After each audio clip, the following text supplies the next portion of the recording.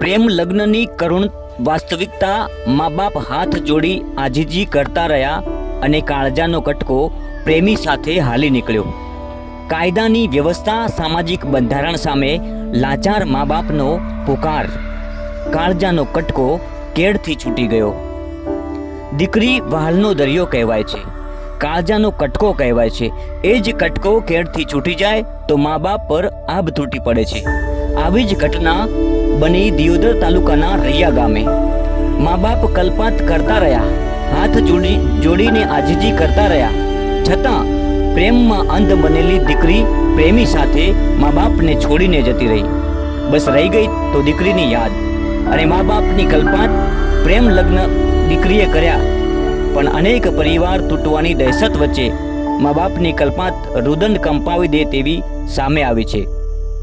જો વાત કરવામાં આવે સમગ્ર ઘટનાની તો મજૂરી કરીને પેટીયું રળતા પરિવારની પેટે પાટા બાંધીને વહાલ સોઈને મોટી કરી, પણ યુવાનીના ઉંમરે જ મા બાપને છોડી દીકરી જ ભાગી ગઈ। સામાજિક રીત રિવાજ મુજબ સગાઈ પણ થઈ હતી। મોટા ભાઈના સાંટામાં પણ કર્મની કઠણાઈએ દીકરી જ્યાં સગાઈ થઈ ત્યાં નહીં પણ બીજાના ભાઈના શાળા જોડે જ પ્રેમ લગ્ન કરી લીધા, જે સામાજિક રીતે પણ મા બાપના માથે કાળી ટીલી સમાન સાબિત થયું। નાના ભાઈના સાંટામાં સગાઈ થઈ હતી, મોટા ભાઈ પણ કેન્સર પીડિત છે। મા બાપ ગરીબીમાં ઝૂમી રહ્યા છે, છતાં દીકરી એ કોઈના પણ વિચાર કર્યા વિના મોટા ભાઈના શાળા જોડે પ્રેમ લગ્ન કરી લીધા। પરિણામે મોટા ભાઈ અને નાના ભાઈના ઘર સંસારમાં અસર પડે એમ છે। જ્યારે મા બાપ પર આભ તૂટી પડ્યું અને શબ્દો નીકળી પડ્યા કે કાળજાનો કટકો હાથથી છૂટી ગયો। દીકરી જતાં મા બાપ પર આભ તૂટી પડ્યું છે। દીકરી પ્રેમમાં અંધ બનતા પરિસ્થિતિ કપરી, સામાજિક ધમકી પણ મળી। સમાજ એ કંઈ ન કરતા મા બાપ દીકરી આગળ કલ્પાત કરતા જોવા મળ્યા। આપ દ્રશ્યો જોઈ રહ્યા છો, આ દ્રશ્ય છે કાળજું કંપાવી નાખે તેવા।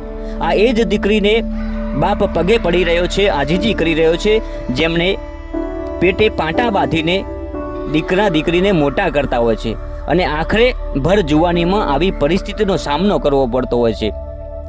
આ જ્યારે આવી પરિસ્થિતિ થાય છે ત્યારે એ મા બાપ ઉપર કેવું વીતતું હોય છે એ તો એ મા બાપ જ જાણે। સમગ્ર ઘટના પ્રેમ પ્રકરણના કારણે બની। પ્રેમી પણ સમાજનો હતો, પણ પ્રેમ બાદ બાપ વિરુદ્ધ થયો।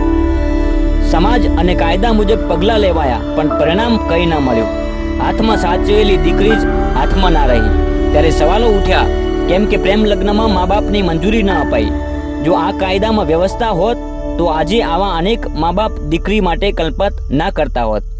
આજે આવા કાયદાની વ્યવસ્થાની જોગવાઈ કરવામાં આવે।